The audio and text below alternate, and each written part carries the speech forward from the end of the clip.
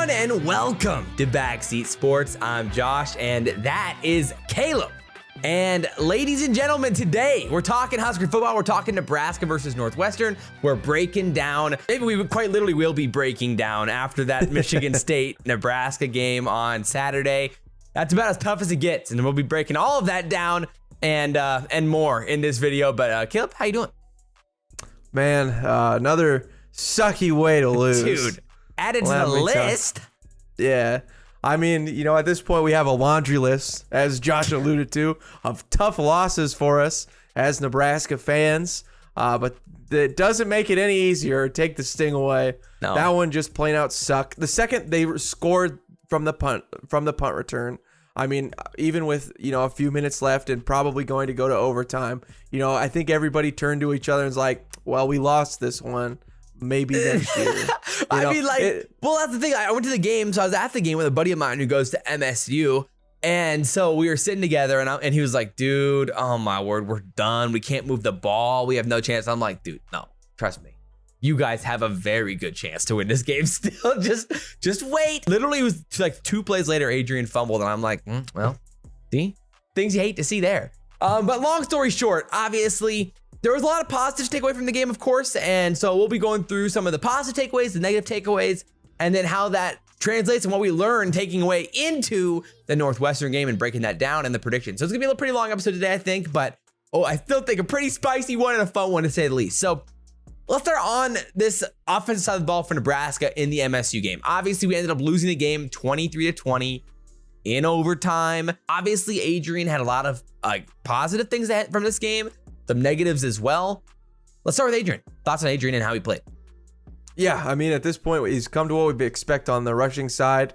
Some miraculous escape from the pocket to not only get some positive yards, but a giant chunk play out of him. It's been huge for Adrian. It's been honestly the only catalyst for our offense that's truly reliable, as at some point when maybe Nebraska shouldn't be driving the ball or hasn't been struggling to drive the ball, Adrian will make some miraculous play out of nothing. He had a 45-yard rush. That was insane. Nothing short of, insane. On all fours, the ball is holding him up his hand. What a great run. Again, he's had one now these last 2 or 3 games. So yeah, man, really impressive. It's exciting because it's like, all of last year we saw nothing but like pain and suffering when Adrian was at quarterback. So this year it's so exciting to see him out there making highlight level plays again, looking explosive. I think that little bit of a weight loss, a little bit shedding that like 10 pounds or so is paying off. He looks a lot more explosive this year than last year, more mobile, and he needs every ounce of his mobility this year, considering the O-line and how that's playing out. I 100% agree with you. I mean, he's looked awesome. I mean, what are your thoughts on his passing at this point? Because there's been some moments where he looks really, really good, and then sometimes you're like, man, I wish he had that one back. Yeah, I mean, it seems to be his misses throwing guys over their head a little bit, just a little bit overthrown. Vokalek had to make a miraculous play. That was scary. Holy cow.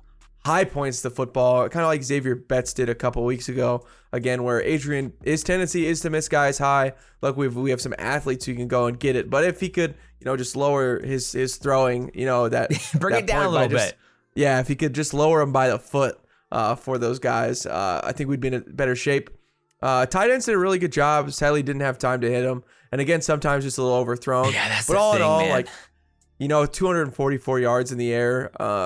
You can't be too mad with 250 yards.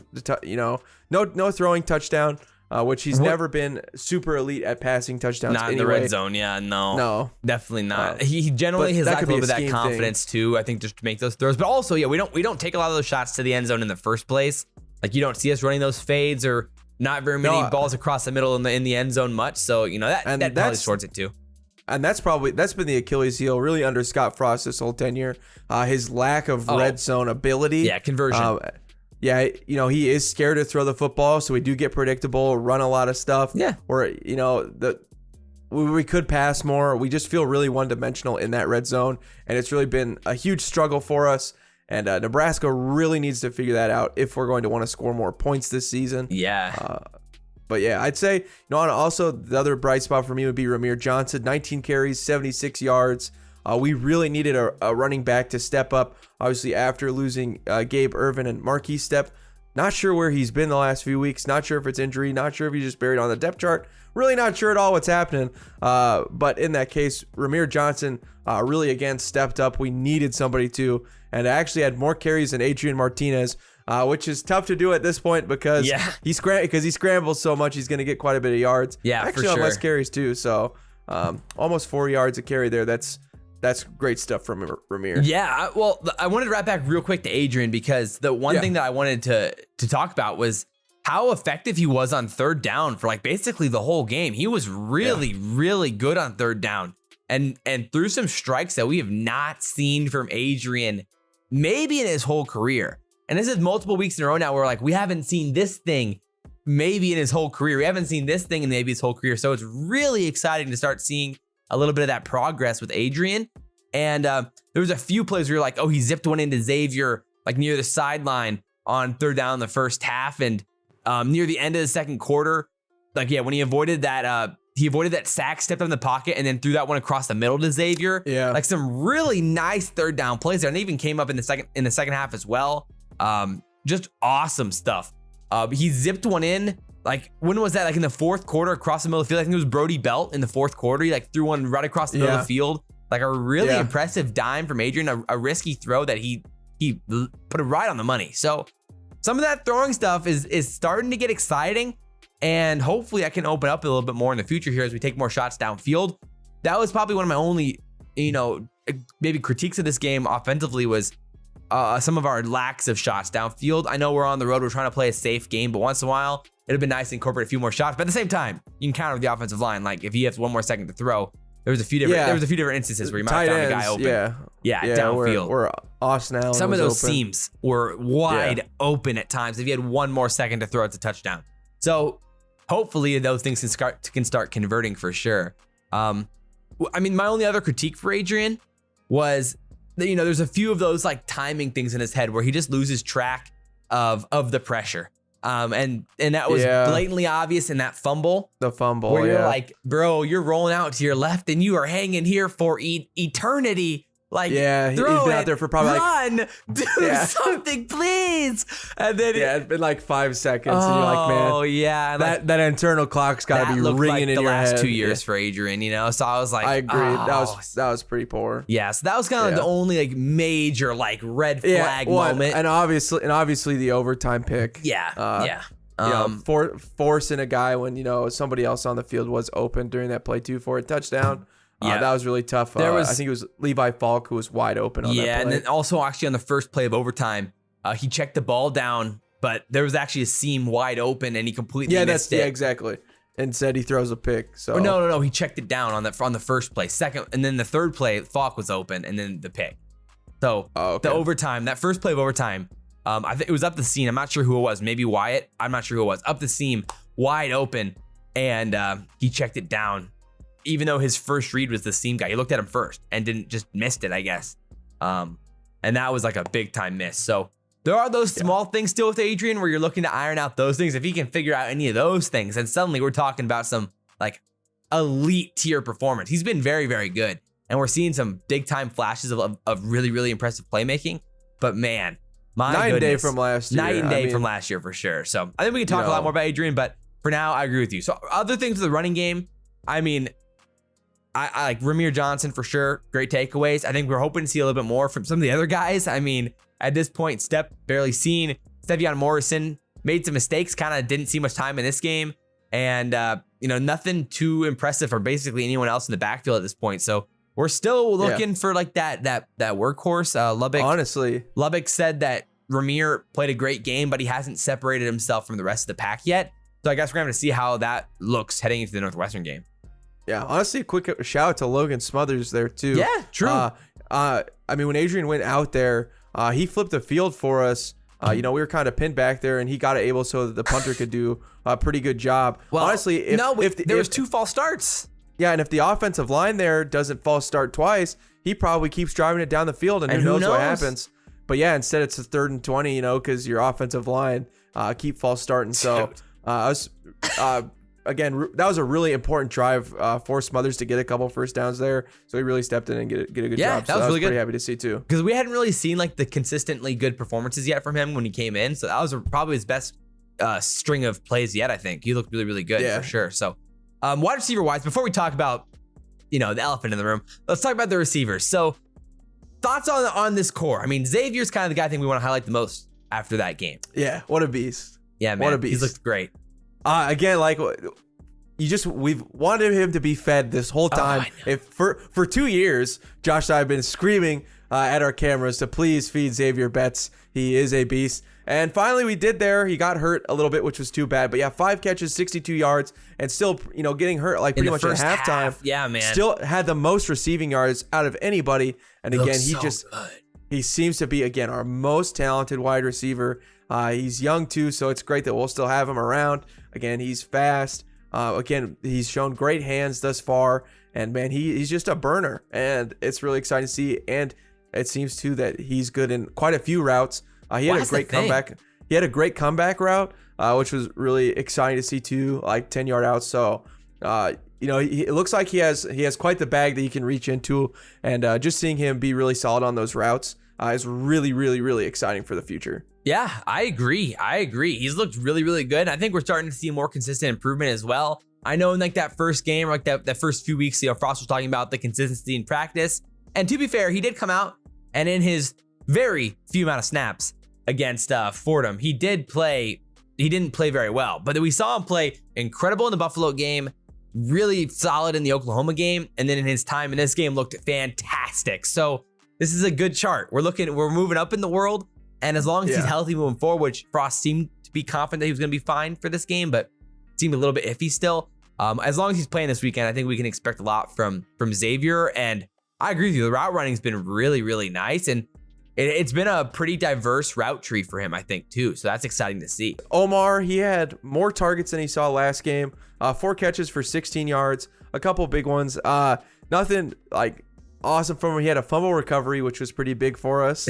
Well, after he got put on the ground. I mean, it was a weird game for Omar because he played a lot of snaps. He had the most snaps out of any receiver on the team. But like, he wasn't getting the balls. The ball really wasn't going his way as much as you think it might for how many routes he ended up running.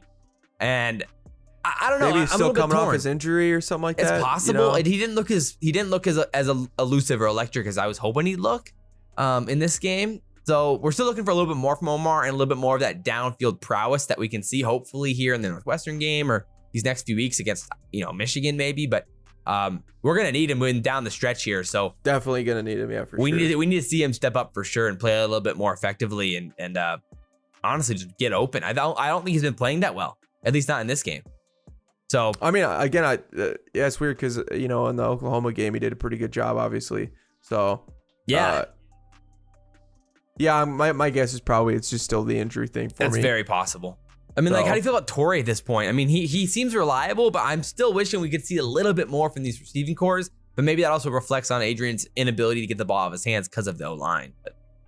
Yeah, I mean, I think it's kind of a concoction of a lot of things. That's fair. But I mean, again, solid 5 catches, 42 yards.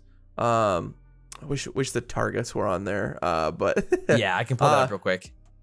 But no, 100%. But yeah, I mean, solid. Again, I knew that in the Big Ten, it was going to be tougher for him. Obviously, this is a lot steeper of competition than what we saw, in obviously Oklahoma, but even then he struggled a little bit more too. This is a lot more difficult competition. I figured that it's going to take some transition time for him. Not saying that he can't handle it, but it makes sense that he dominated, in like a Buffalo game against MAC schools, or Fordham, against those kind of schools. Sure. As to where, now it's Michigan State. Targets. Now it's Michigan State. Now it's Oklahoma. As we keep rolling in here, it's going to be a little bit tougher for him. But I think he can rise to the occasion for sure. But sometimes because maybe he could just rely on that little bit of athleticism in Montana, and here, for sure, it's a lot more that he's going to have to work with. Definitely. I mean, so grades wise so far for targets, I guess we can look at this real quick.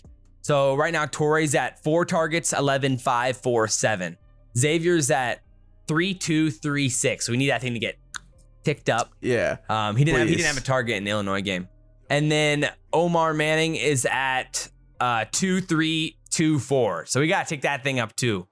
So these are kind of we're looking for like these guys in their hands a little bit more here and getting the ball in the playmakers' hands and see what we can do. But obviously that reflects on the offensive line. So let's transition to the big old elephant in the room. This offensive line has. Can you even call them that? Can you even call them an offensive line? No. It's kind of a line, maybe. Yeah, these. What do you even call them? Like it's hot garbage. Yeah, that's what my goodness, right bro. now. Literally. I mean, like, who's playing well? Cam Jurgens is playing all right. He's playing all right. I mean, like, he's serviceable. He tries. He's got effort. I think he's been solid, like respectably solid. But like outside of that, I mean, I don't know if there's a player that you can like legitimately sit there and say like has been a worthy starter. It's been horrible.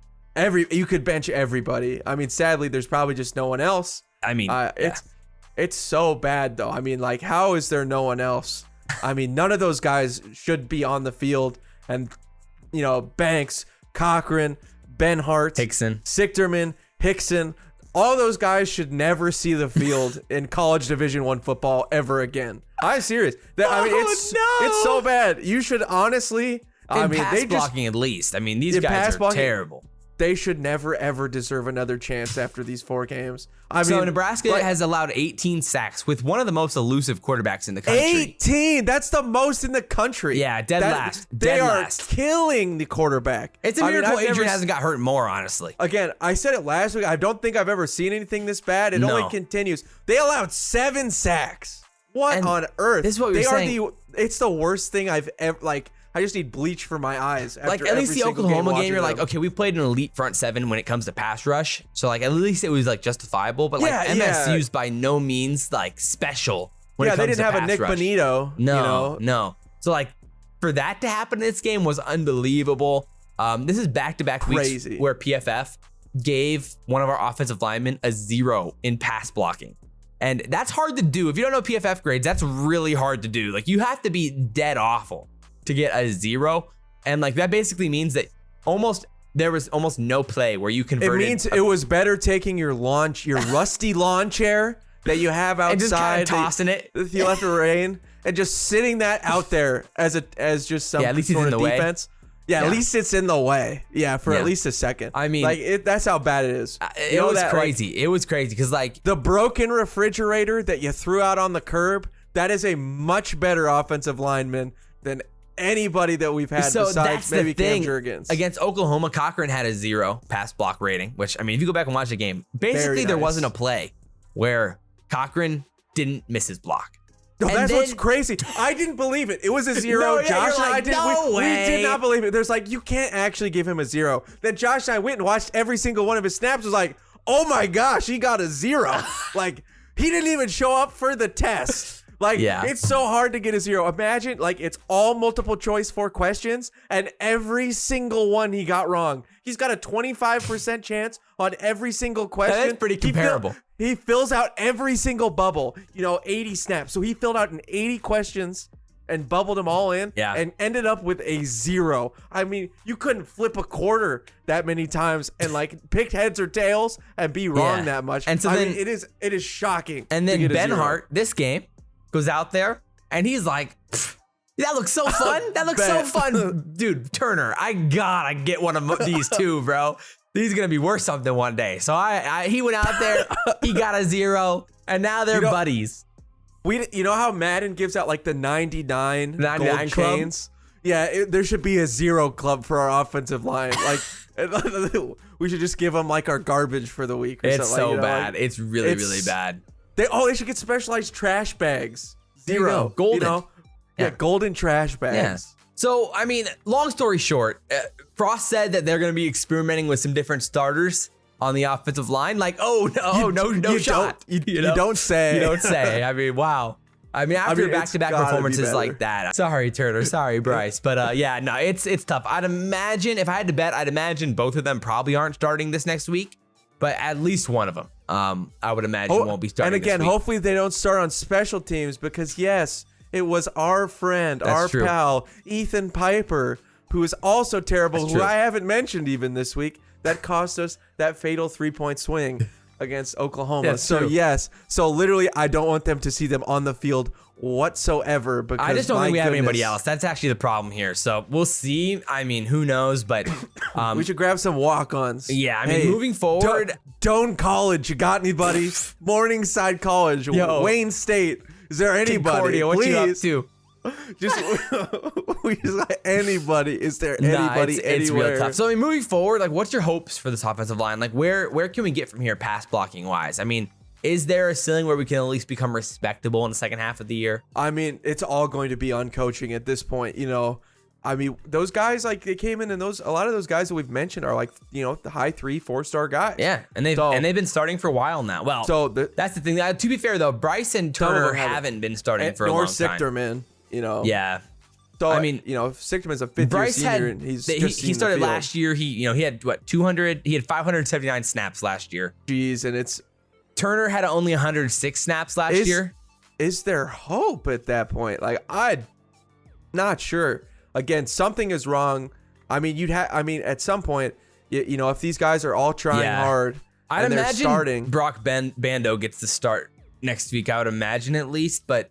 It'll be interesting to see who ends up else potentially getting out there. I mean, at this point, like, I don't know.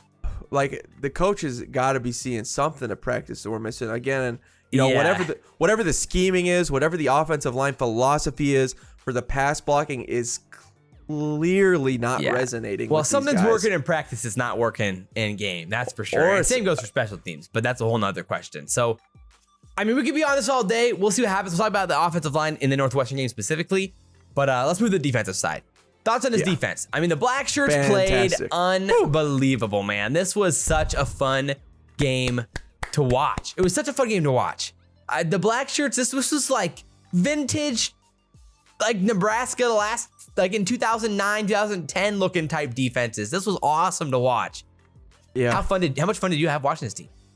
I mean, there wasn't a first down for Michigan State in the second half. I mean, how exciting was that? I mean, all of them made plays. Reimer was flying across the field. Garrett Nelson and Heinrich had their best games. And that's what we said. We were talking like, yo, we need these guys to step up. And they have. Let's and it's go. been so exciting to see. I mean, Heinrich is really coming into his own on the field. He seems to get better and better each week. And we just implore the defense, like, you just can't stop trying. Bro. You can't stop giving up. Kenneth Walker. Nothing. You just gotta Who is he? Never heard of him. Lead rusher in the country? Not anymore. Meet us. 3.2 yards a carry. Let's go. That's so hype. I mean, again, we met the challenge. We accepted the challenge. Peyton Thorne, who's that? Huh? 183 pass yards, 1 touchdown, 1 pick. An awful That's pick. it? Yeah, let's go, baby. What's that? Oh, man. Dismuke setting the tone early by getting that pick the first drive, too, was huge for the game. Peyton Thorne was seeing ghosts in the secondary. He was afraid to throw downfield, which is something we definitely needed because Jaden Reed figured out other ways to kill us. So thank goodness Dismuke did that early. Again, it was huge. Our defense, again, stepped up so many times.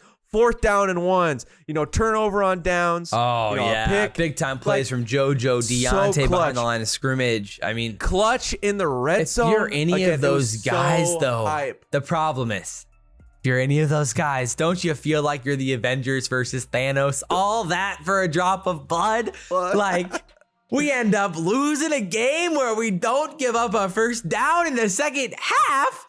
I don't know. I guess if it's me, right, and all those guys are like Garrett Nelson, like, you're like, start me on special teams the whole way. I'm on punt coverage. No one else is on punt coverage because, like, I don't want anybody to steal what a great game. If we lose, it should be my fault. Yeah, it sucks. It sucks so bad. You feel bad for him. Taylor Britt had a great game. He had probably his best one he had in a while, too. Yeah, he looked really, really good. I mean, I think the highlights, Deontay and JoJo and Garrett, I think for me were probably the 3 guys. Just like they were all over the field making plays and just fundamental. They're so solid. They just, again, when we needed open field tackles, they just delivered in big ways. They let nothing through. It was so exciting to see. So, I mean, they're just going to have to double down and just say, hey, we played a great game. Let's play another one. Because, man, we cannot have them, we can't afford for them to stop caring, to stop, to lapse. I think JoJo had a great post-game press conference where he said there's just no way that they're going to do that. And at this point, with how many good games solid games they've had in a row, with Buffalo, with Oklahoma, and now Michigan State, I'm trusting them to continue up this pace. And again, for Heinrich and some of those linebackers, again, where we needed, just for this defense, again, for Heinrich and Garrett Nelson to get better, it's like this takes our top 30 defense into a top 25 defense, top 20 defense. I agree. And they've really done that. So I mean, again, Josh and I, we wanted to kilter, kilter expectations a little bit start of the season. Well, I mean, after the Illinois game, we thought maybe we were right. Crap. This might be a bad defense. Like this might not be where we thought it was, but it looks like they've earned all their respect. The linebackers are starting to figure it out. Yeah. And again, the front three. They feel like the scheming and everything with Shenander, again, like it feels like the calls has been getting better, and like he's been learning. He's been a lot better on when to blitz, when to run his packages. It feels like he's really coming to his own, knows what he has on defense and how he can use them to his advantage. He's getting pressures. He's getting to the quarterback. He's looking good. Like everything you want him to do. So he had 5 pressures in the game, 4 hurries, a sack. I mean, he was doing it all for us there, and also making plays in the open field, tackling well too. Thomas had a really good game, obviously. Wow, the big mistake. He would have had 2 sacks, but just has 1 because of the awful penalty. You gotta stop there. The sumo slam. It was 3rd and 7. Like the defense, completely stop him. If he doesn't do that. Yeah. So, luckily they bailed themselves out after that, but with the fourth down stop, JoJo made. I think it was JoJo made that tackle on the 4th down. Man, that was sick. So I mean, luckily it didn't kill us, but you can't do those types of things and try to win games in the Big Ten on the road. So overall though, I think we can only take away positives. I mean, there's legitimately, there's not basically any negative. I mean, what's the negative? That one play, like DeAndre Thomas's penalty, again, they tried to get us for targeting a couple times. Luckily, they didn't. So I'm not gonna sit here and act like Deontay Williams doesn't have a history of targeting. Keep your head up. Keep your head up. Don't headhunt. I guess that's the thing. It's not like he's KO'd Chris Olave or anything. Put him. He just took him out of commission for get a couple him in the weeks. UFC, man. Bro. So if you're Deontay, maybe chill a little bit on leaning into those quarterbacks. It's fine. We don't want to risk losing you for any of these games. That's really the only thing. But man, again, the coverage has just been so good. JoJo's been so good. Right. If they do make a play, our guys it feels like step for step. I guess Quentin Newsome slipped and fell. There's my one. Yeah, on a flea flicker. On the flea flicker. Yeah, he kind of got bit and fell. So I guess that was unfortunate. We can't be losing on the, when you are such a solid defense, they are going to throw weird things at you to beat you. So we got to be ready for those trick plays. But besides that, it's a great game overall. Yeah, man. And then special teams. Well, there's your other elephant in the room. So that's the problem, is that this is why it's such a weird game. Is because it's like you can watch this game and feel so unbelievably great about our defense. The best we've felt probably since 2012 or 2013, maybe literally the last time that it felt this good. And then you walk away from the game, and you're even looking at the game dude, Adrian looked really. I mean, we saw some really impressive plays from him. Xavier Betts, our running game's taking a step forward, and then you walk away from the game and you're not sure if we're better. That's how crazy bad our special teams and offensive line was. So what do you do about special teams? I mean, obviously highlighted by the punt return for the touchdown. I mean, and that's the punting. Their kick returns too. Two giant kick returns again that just suck the momentum. Again, our defense did a good job anyway, but again, you just can't do that and expect to win games and give up almost 50 yards on a couple kickoff returns. Shanked punts. A shanked punt, you can't do that. And then again, punted the wrong way. Again, we did a situational punt thing where Kearney and Pritztup were everyone each knows, and then on that kick with the touchdown, everyone knows the ball's supposed to go to the right side of the field. We lined up both our gunners on the right side of the field, and they still put 2 back there, and then we kicked it to the left guy. Oh, how do you miss by 35 yards? How do you miss by 35 yards? That's insane. Yeah, I mean, and it's just kind of a thing where, again, where if you don't trust your punters like that, right? Like how could you designate an area, one side of the field to kick it to? Especially you had to kick to the opposite side of the field, and it's like, do we trust our punters to not shank it, let alone kick accurately to the other side of the field? That's fair. For a long Honestly, distance? I think that's poor on the coaching. Like, what on earth are you thinking? You're literally having to alternate these punters because we just shanked the punt because you don't trust them. And so you've had to switch them out, and now we're going to trust a punter to kick the opposite side of the field and trust them. That's fair. They can barely kick it 40 yards. That's fair. That's crazy. That's a horrible coaching call. Play it safe with the kicking, maybe. Like, honestly, play it safe. Like, literally, we're not catching kick returns, and that's better than catching them. I think that's poor too. Like, you can't just let it roll to the 5-yard line. I think that's a bad call. You need to find. There has to be some hands guy on the team who can fair catch it. At least fair catch it, because we're just losing 15. Like, there were so many times we just lost 10, 15 yards because Michigan State punter could roll the punt forward. You see that article about... It's stuff like that makes you rip your hair out. You see that? Like, it's like, what on earth are we doing? It's like, we're going to kill ourselves. Those 10 yards 5 times, that's 50 yards. Like, we're hurting ourselves on all the little things. I mean, we were up 20-13. We got a 3 and out. We had the ball in our hands. ESPN gave us a 93-point-something% chance to win the game at that point. What's new? Like, we got a 99.7% chance to win against Northwestern a few games ago. Again, special teams will keep shooting us in the foot and everywhere else, because like we are just getting harpooned. Like, by special teams. I mean, do you see the article about that one coach stab wounds? Like the Presbyterian by coach? 1,000 cuts. He's like, the Presbyterian coach, like they always go for it on 4th down. They never punt, and they never do anything. At this point, that should just be us. We never punt. 4th and 23, punting, never heard of it. Fire it up, throw it up there. Might as well 500. The best punt of our whole career, the best punt of the whole season was the interception, the unbelievable one-hand interception against Oklahoma. That was the best.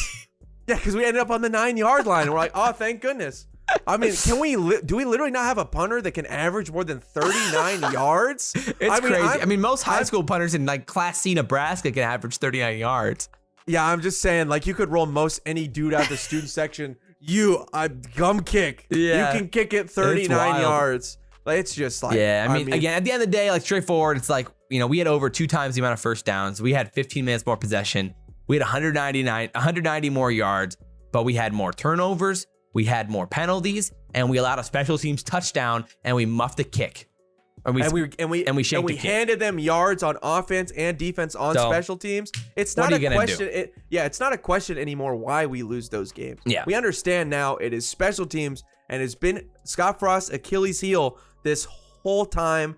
And please figure it out, because we don't want the team to lose off these anymore. We don't want Scott Frost to lose off these anymore. The fans don't want to lose off this anymore. It's hard to watch those special teams play. Like, I knew on the punt, I was terrified before the punt. Oh yeah, I bet everybody. Like that? Yeah, dude. Everybody in the stands was like, "Oh no!"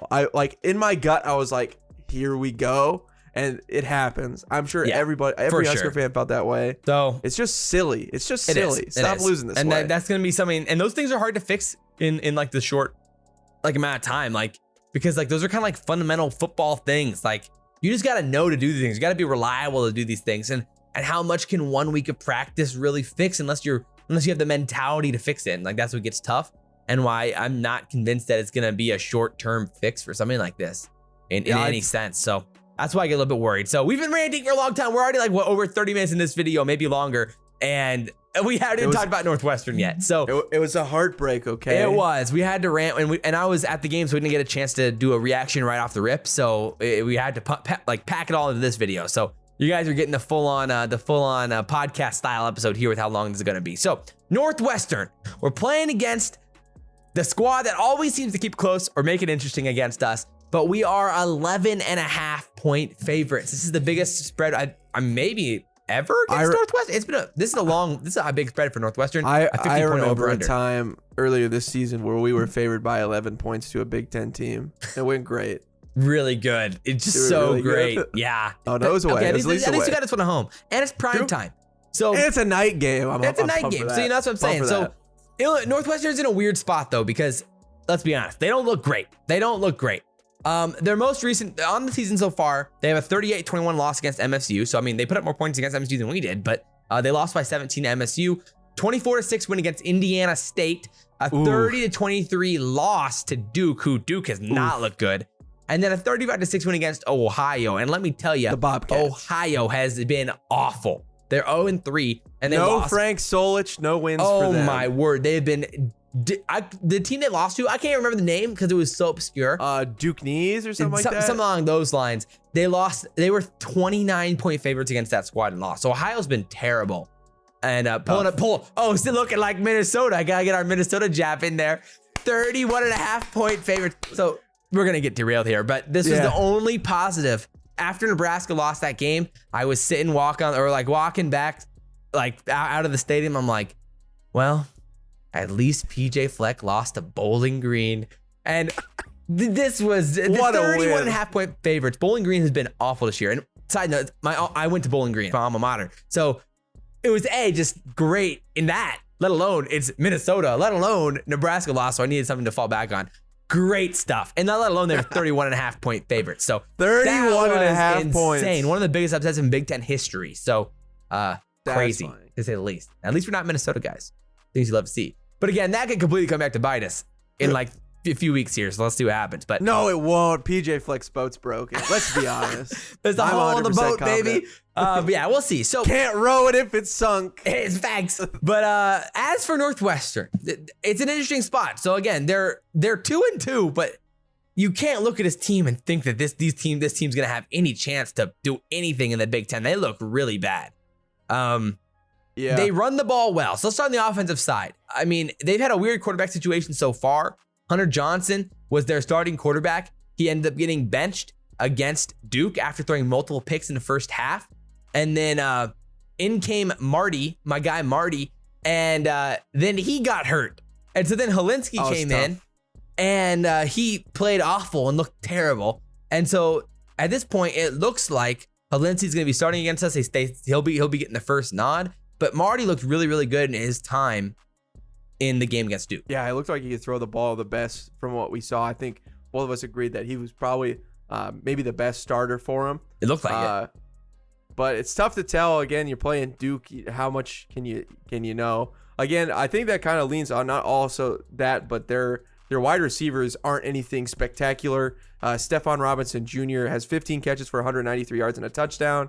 And then Bryce Kurntz has 16 for 193 yards, the same amount, and no touchdowns. Wow. So they're each like 12 yards per catch. Nothing incredibly explosive down the field. They're not the big deep threat. They're really kind of lacking one this year for Northwestern. And they don't have a quarterback that you trust to throw it right now. I mean, yeah, that's the thing. It's nothing crazy. Again, Marty was probably the most mobile of the three quarterbacks. Was a little shifty at times. So it's probably for the best that he's hurt, because again, he probably felt like the most dangerous guy, biggest weapon that they had. Besides their running backs, who that is the bright spot of their team. Evan Hull is their best running back with 63 carries, 478 yards. That's pretty good. 7.6 yards per carry and 4 touchdowns. Granted, again, that 7.6 yards per carry, again, the best team that they played thus far is Duke. So that's nothing. They played Michigan MSU. State. But their last 3 games, again, yeah, I'm with you. Yeah. It's definitely been a little bit of a cakewalk. So I agree with you. I like the one thing that really stands out. I mean, their running backs as a whole, probably some of their better players on the full squad. They have a nice little trio of running backs. Evan Hull, like you said, Anthony Tyus III. He's looked really, really good. 35 carries, 168 yards, 4.8 per carry, and a touchdown. And Andrew Clare looked really good. 20 carries, 148 yards, and 7.4 per carry. So all of them have been effective. And I think what really stands out for the offense is their consistency from the offensive line. Something that we can't fathom, So it's been nice to see. watching them and how well they pull players and they use these crack blocks to create separation and really seal the edge. They do a really, really good job with some of the zone blocking schemes. And I really, really like how Northwestern schemes out their offensive line. Yeah, again, they do get good push. Again, it feels like every Pat Fitzgerald team is. Yeah, that's the thing. They're super aggressive. They're very. Every team is tenacious on both sides of the ball. You're telling me a Pat Fitzgerald team has consistency? What? Yeah.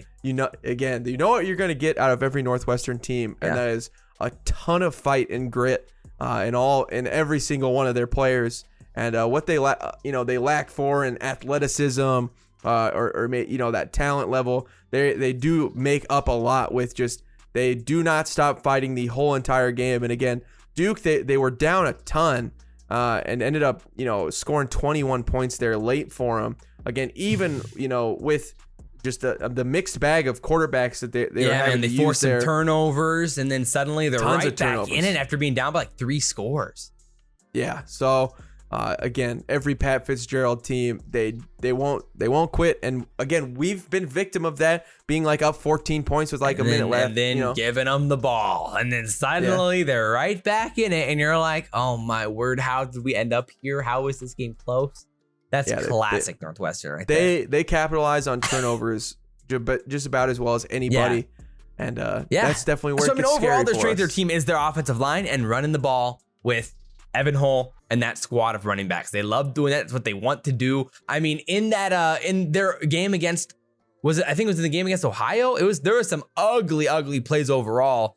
But I mean, like, they were really struggling to throw the ball. And none of them really had any impressive plays. Helinski had 20 passes against Ohio. And again, they lost to Duke Knees, who are 29-point underdogs. And he only had 88 passing yards, 4.4 yards per attempt. That is so bad. I mean, that is awful. So, and he did not look good while doing it. He almost threw a pick to a D lineman. There were some ugly ones in there. So we'll see what happens, boys. But I do like our matchup so far with looking at that offense overall. So defensively, what stood out to you? Yeah, I think the thing that stood out to me was their linebackers were bad in coverage and pretty slow. Yeah, I think that was the thing that stood out. Again, Ohio was still able to get the ball on them through the air and on the edge. Yeah, Duke was as well. Yeah. The tight ends were Bobo for Duke was absolutely feasting off those tight ends and that coverage from my Northwestern. guy Jake Bobo, baby. Let's go. Bobo. It's just too good of a name not to say. It was fun to watch. So I think they're very vulnerable in the pass defense. Obviously, they're pretty good. They're decent in the run stop. Their best linebacker is Chris Bergen, who's got 45 tackles, 33 of them solo, and a half sack. They really don't have that many sacks as a team. They have 2 defensive linemen, Jeffrey Pooler Jr. and I can't pronounce his name. I didn't listen to how the announcers pronounce it. Tough. Yeah. Adebayor, something along those lines. Yeah. Adebayor. Yeah, something like that. Along those lines. Yeah. Yes. Pretty good. Sorry. If you're watching, my guy. we did not watch the commentators pronounce that name. So sorry if we butchered it. They each have 2.5 sacks, but through 4 games, that's really nothing crazy. No, yeah. I mean, overall, though, I feel like their pass rushes looked pretty good. I mean, they have a few edge rushers that I think have gotten to the quarterback pretty effectively. But again, it's hard to say exactly, when they've played only MSU. And in the MSU game, they did a pretty good job of things. But, the last few weeks, they've looked pretty good, but against really bad teams. So you're like, well, how does that weigh out against us? And what's that going to look like against us? It's kind of hard to say. But I think overall, you still have to respect them. But let's be honest. You don't have to be that good to get to the quarterback against us. So overall, I mean, I think average will be pretty dang good against us. So watch out. It's going to make these guys look like JJ Watt. Exactly. That's the problem is, while they're not great at it, like, and a lot of times they would, against a team where they feel like they have a lot of weapons, they'll only send 3. But the problem is, I feel like that can be effective against us. Even if we got 5 dudes blocking and they only send 3, at any point, one of those dudes can send somebody. Yeah, I mean, like you said, Mr. Tough Name to Say, Overall, Adebayor, he has 19 total pressures on the season, 3 sacks and 16 hurries. So, I mean, like, really, really impressive overall pass performance from him. And I think besides that, they collectively just, with Pat Fitzgerald does a really good job of using those stunt blitzes and getting to the inside and really mixing up those guys and creating chaos in the offensive line. And remember last year how oh my goodness, I didn't even think of this. Do you remember last year how Northwestern would shift all of the defensive linemen and would create false starts for us? Well, we did against Oklahoma. Yeah. Oh my goodness. Dude, Pat Fitzgerald is going to mess with our offensive line. He did that last year and it caused like 2 or 3 false starts. He's going to do it again this year. Just everybody be aware that their whole D-line is going to at one time shift to the right or shift left, and somebody is going to bite, and we're probably going to even get more false starts than we've gotten in years past. That didn't even cross my mind except till now. Well, that was the thing. Last year we out produced them. We had way more yards. We even had like way more possession, and sounds like the Michigan State really game. Well overall for a lot of the game, but then turnovers and penalties. Shocker. Who'd have thought? What snake? Yes, bit us. Yeah, exactly. So I mean, that's what's gonna have to see what happens there. I mean, besides that, for Northwestern, I think we can take advantage of that. Overall, secondary wise, nothing too impressive, I think, from them. The one player that stood out on the tape was AJ Hampton. He looked like he was pretty good and made some nice plays. And they have a nice safety, Coco Azima, and he made some nice plays as well. So keep your eye out for those guys. I think you really have to respect them. And so we'll see what we do on taking shots downfield and things like that. So as for X factors, keys to the game, the things we gotta look for in this one. Caleb, what are your thoughts here? What's the first thing you're looking at when you're saying what's gonna change the game for us? What's gonna change the game here? I mean, I think we sell out for the run, and we absolutely do not respect any way that they can throw. No, we don't respect them whatsoever. Do not run, soft zone on this guy. Don't let him dink and dump his way to force first the playmakers downs. to make plays. Yeah. Trust all of our guys. On single coverage. Nobody's really a burner for him. I think we just gotta sell out for the run. Again, this offensive line. Let Deontay feast. Yes, let Deontay feast there down towards the line of scrimmage. Let's get that extra tackler in there to stop Evan Hull. And, again, we've done a great job of it this last game. Again, against, Michigan State had more weapons. Oklahoma had more weapons. This is even less weapons than the week before. And I think that our defense, I'm hoping for a goose egg. As long as there's no turnovers, there is a world, obviously a small one because that's pretty difficult to do. But I think for our defense, you got to challenge yourself somehow. You got to look to improve some way. And I think that's an exciting thing that they should probably aim for is a goose egg, because you want them to stay in it, stay focused, to be competing against themselves. Because sometimes, again, it's going to be frustrating if we do lose games in the ways that we have been losing them. But to try to keep that scoreboard clean, to have donuts the next day, that's something that our defense, again, just to keep them excited. I agree. I think we can really have some fun with some blitz packages in this game and really try to get after it and force some turnovers. I'm really looking forward to that. I think there's a world where we could force multiple turnovers because of pressure.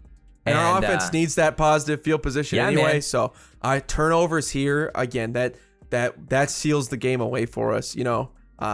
Man, that'd just be beyond huge. To think if we would have had, maybe another one against Michigan State, if we could have had 2 turnovers instead of 1, that could have been everything for us. So yeah, multiple turnovers. That feels like it locked the game away for us. Yeah, for sure. I think that's really where we're at with the defense. I mean, we trust our secondary to make plays, and we trust, right at this point, our linebacking core to get to the edges. So it really comes down to how can we get pressure and what's that going to look like against Northwestern. So I'm excited to see how that plays out. And as long as we play our gaps well and, keep those guys around the line of scrimmage, I think we can keep them in check, just like we kept Kenny Walker in check. And then suddenly you're forcing Helinski to make some plays downfield, and that's where you can start forcing some really exciting turnovers. And that's where Cam Taylor Britt and Quentin Newsome and Dismuke and Deontay Williams can, they could be hungry. They could be really hungry for some of those picks. I couldn't agree more. So offensively, I mean, I think we're both looking at the linebacking core there, and like I think we can really, really capitalize on maybe some of their lack of speed and athleticism. They look slow. We saw Duke's quarterback, we saw Ohio's quarterback, who are not by any means like athletic freaks, making some nice plays across the middle of the field, getting out, making plays towards the edge, towards the sideline for first downs. Adrian could have a heyday. I mean, I'd imagine they're gonna spy and they're gonna play zone. But that's going to create for a lot of space in the field to make plays downfield and for our running game to potentially work with like Ramir Johnson or having some fun on the edges with sweeps. I think we can have some really, really fun plays in this game. I think the speed rush, the speed option can absolutely put them away. I've been loving our like little receiver speed options. Like they've been a lot of fun. Triple option with the receivers has been a blast. Yeah, the counter option, I think counter options. I mean, again, these linebackers are slow. If you can put them like on the balls of their feet where they're stuck in place on a counter option, I think that there can be some big chunk plays on this game. I think that's their biggest weakness. Their linebackers just did not look fast. They're not good in coverage. I think the other places are tight ends. Again, if we can give Adrian enough time to get Austin Allen or Travis Vokolek the ball, again, big plays. Again, if they're spying Adrian, I think that the middle of the field, those teams could be wide open. I think Northwestern is very flawed on defense, and I'm very excited. They're not nearly as fast. Man, Michigan State, they were fast and they hit hard. They did. While these linebackers do hit hard, they're not nearly as fast as what Michigan State had to offer last week. So I'm feeling pretty excited. Yeah, or Oklahoma, exactly. I agree with you, man. So I could see a lot of excitement there to play towards the edges, and like guys like Xavier or bubble screens, like this is a game where those might actually come out and be effective. You could see that working well and trying to get the ball in Torre's hands. Yeah, I think that could be a good time. That's something that could really, really be effective for sure. So I'm looking forward to it. I mean, I would like to see a little bit more downfield action, take a few shots early in the game potentially, try to open it up, test him a little bit, Omar Manning, see what we can do. Obviously, you got to get a feel for the pass protection, and that's always going to be an X factor for us. This comes down straight up to pass protection. But if we have any time to throw in this game, we could tear these guys up. I really, really think that. Yeah, and again, Pat Fitzgerald, again, is going to know way better than us, obviously, just how bad that offensive line is. That's true. And you know, I'm guessing he's going to have some scheming to get to Adrian. And I'm definitely nervous for that because, man, he's really great at, you know, doing weird stuff with the defensive line, showing us weird looks. But if we can overcome that, the offense could have it. So with that said, where are you at with this? What's your prediction for this game, Caleb? How you feeling? I mean, are you optimistic? Are you excited? Is Husker football back? I mean, there's a lot on the line here. If we lost this game, that would be devastating for Frost in the future in his career. And this feels like a must-win in a lot of ways.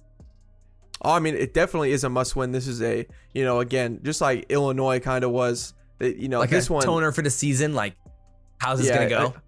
Again, you know, we can't get too high or too low always as a team, and I feel like that's one of Frost's weaknesses is, you know, he's too high or too low at some point after a win or a loss. I think we need to get a little bit more even keel, but I think that, you know, this is an important game, but I think we'll win. Oh, but baby. I'm nervous about turnovers, but I think we'll win 24-17. I think. Okay, so you're taking the under on the 11.5. Yeah, it's tough because if we don't turn the ball over, if Adrian doesn't fumble, if we don't throw the pick, then you know, I think we can really blow these. We don't allow a punt return for a touchdown. If we don't shank a punt, like we could really blow these guys out. I think there's a big world for that, but I think our offensive line is just too poor in play, and I don't know if there's any Band-Aid you could throw on it to go from what we've seen the last 3 weeks to now this week. I just don't know if there's any scheme that you can do to really fix that. Even though, you know, their pass rush isn't as good, maybe that helps a little bit, but I still feel that there's going to be the painful turnover. And again, Northwestern just capitalizes on it so well because they have to, because they have less offense than we do. That you know, I think that it'll be closer than we want it to be, and 24-17. Yeah, that's fair. That's fair. I actually have a little bit more confidence than you this week. I'm feeling at least a little bit optimistic about the matchups. I think it really comes down to how well we match up against their strengths. And like, in a lot of ways, Northwestern wants to do what Michigan State tried to do, but they're just not as good at it in any facet of the game. They have a worse quarterback. They have a worse running back. They have a worse offensive line. They don't have as much talent or athleticism on the defensive side. But they play very similar schemes on both sides of the ball in a lot of ways, and they're well coached. So it's like, I think I can see this being a very similar style game to Northwestern or to Michigan State, but like we're playing at home this time in prime time, first night's game in Memorial Stadium in a long time. Since Ohio State. It's crazy, since man. Game day. I'm so excited for a night game. That's my other question is like, how does that affect? Is that a positive or negative effect for the team? But like, you'd think it'd be positive, but we haven't done it in a few years. Yeah, that's true. So maybe I'm just kind of on the fence. But that's fair. But I mean, obviously, it's Nebraska night night on the games, road. I mean, that's for sure. We know his rep on the road at this point. So. With a good defense, Nebraska night games are always a ruckus event. That's what I'm saying. Excited. So like overall, it's loud. I'm pretty optimistic. I think my bold prediction before I get into a score prediction, my bold prediction is that we're gonna have at least one 40-yard rushing touchdown in this game. Ooh, a 40-yard rushing touchdown in this game. So watch out for that, baby. Spicy. I'm coming from the future. All right, we're out here. So with that, well, I mean, like last week I had, toot my own horn out here, but I mean, I had Nebraska losing 24-21, end up being 23-20. I had us losing by 3. What was mine? I think you had us by a few. You had us on the over, so you had us like at 6, I think, because the over was 5.5. So we were both in the right realm, though. We weren't by any means too off. Because I think we were really close on the 20s. Yeah, we were both in the low 20s too. We both had us on the under on points as well, so that actually worked too. Yeah. So heck yeah. Yeah. So I mean, like at this point, so you have us taking both the under. You'd be betting on Northwestern, but betting on the under. I have us winning 20, and right now the spread's at 11.5. But there's some websites where you can find a 10.5. So depending on which one, you probably where Northwestern. are you betting? I mean, I'm not too confident putting money on the line on this game because I think about the 11.5 is fair. But the under though, that's pretty spicy. I don't think Northwestern's scoring any points. The only fear is I'd be way more willing to put on the under for sure. Yeah, but I mean, even then though, like at 31-20, that means we'd be going. I have us on the over on points. And then and then I have us on Nebraska because the over on points is 50. So I don't know. It's interesting. I'm right on both of the lines. I was surprised to look after making the prediction. But stop sitting on the fence, Josh. I know. Overall, I really think that Adrian's gonna have a lot of opportunities in this game. We're gonna be able to get to the edge with the athletes and make some big plays on the offensive side of the ball. And and I think overall grind away at him towards the outsides. I think Austin Allen and Vokalek could feast in this game through the seams and make some plays across the middle of the field. And again, if Adrian was extending the plays like he was against Oklahoma and against Michigan State, then I really think he's going to be extending the plays in this game against Northwestern. And so overall, man, I'm just really excited for this game. I think our defense can come out and play anywhere near the level that they played the last 2 weeks against Oklahoma, holding them to the least amount of points since 2017. And then Michigan State shutting down the leading rusher in the country. In this game, I think we could be in a really good spot to keep them in check and keep them like at that 20-point mark or under, and then win and force some turnovers potentially and get to that 11.5 over-ish, right in that range. So that's why I was winning 31-20 in a game like that. Yeah, I'm excited. I'm glad we both have us on the win column. Feels good to both predicting a dub. Yeah. We both had us losing last week. Yeah, and Oklahoma. So it's nice to both be on the W side this time around. Yes. So we are looking eating the forward W. to it. We're gonna be watching some Husker football. I'm excited to be back in town for this game. So we'll be rocking at that game for sure, having a blast, and it's gonna be a good time. So drop all your comments down below. This ended up being one of our longest episodes of all time. So hope you guys enjoyed it. If you guys did, of course, we want to hear your comments down below about where we're at, where we're wrong, your predictions on the game, of course. And I hope you guys enjoyed it. If you guys did, like, comment, subscribe, share the video if you guys really enjoyed it. But as always, guys, I'm Josh. That's Caleb. This has been Backseat Sports, and guys, we will see ya next time. Go Big Red, baby.